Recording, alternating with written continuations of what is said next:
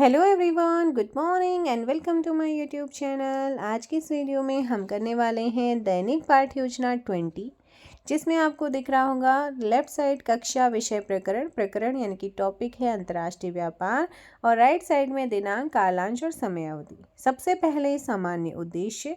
सामान्य उद्देश्य के बाद फिर हम लिखते हैं विषय वस्तु विश्लेषण, ठीक है। फिर है हमारा विशिष्ट उद्देश्य, जिसमें ज्ञानात्मक, बोधात्मक और प्रयोगात्मक को लिखा जाता है। उसके बाद शिक्षण सहायक सामग्री, और शिक्षण सहायक सामग्री में सामान्य कक्षागत उपकरण, जो भी उपकरण हम कक्षा के अंदर यूज़ कर रहे हैं उनको यहाँ पे हम बोलते हैं सामान्य कक्षागत उपकरण। लपेट, श्यामपट्ट और संकेतक यानी कि पॉइंटर। पूर्व ज्ञान में 3 टीचिंग पॉइंट। उसके बाद वातावरण निर्माण प्रश्न, और वातावरण निर्माण प्रश्न के बाद आता है उद्देश्य कथन। उद्देश्य कथन के बाद आता है प्रस्तुतिकरण यानी कि प्रेजेंटेशन, जिसमें हम लिखते हैं अपने विषय वस्तु का पहला पॉइंट, टीचिंग पॉइंट, अंतर्राष्ट्रीय व्यापार का अर्थ। विकासात्मक से शुरू होगा, स्पष्टीकरण करते हुए चलेंगे, और जैसे ही स्पष्टीकरण कंप्लीट होता है वैसे ही हम यहाँ पर मूल्यांकन क्वेश्चंस बनाते हैं इसी टीचिंग पॉइंट से। मिनिएचर्स में हमेशा बोलते हैं इस लाइन से और इस लाइन से बाहर नहीं, अगर बड़ा जा रहा है तो आप इसे ऐसे फोल्ड कर दीजिएगा। जो भी एग्जामिनर होगा, जो भी आपका ये चेक करता है, वो उसे ओपन करके देख सकता है। एक साइड चिपका दीजिए, एक साइड से फोल्ड कर दीजिएगा, ठीक है। फिर आता है सेकेंड टीचिंग पॉइंट, अंतर्राष्ट्रीय व्यापार की विशेषताएँ। ये भी आपका विकासात्मक से शुरू होगा और स्पष्टीकरण पे जाएगा।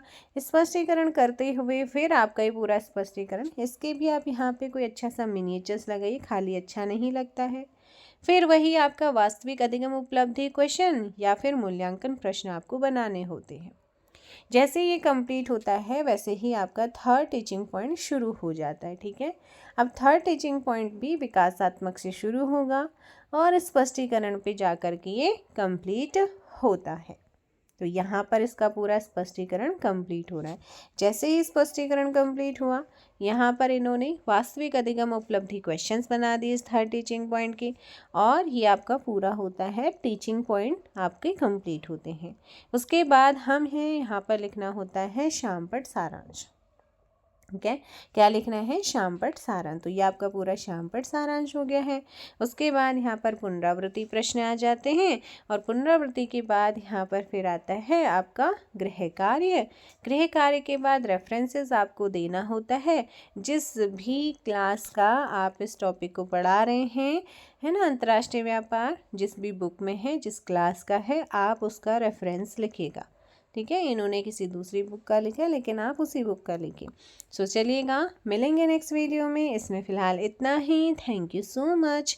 Bye bye, take care. जय हिंद, जय भारत, जय उत्तराखंड।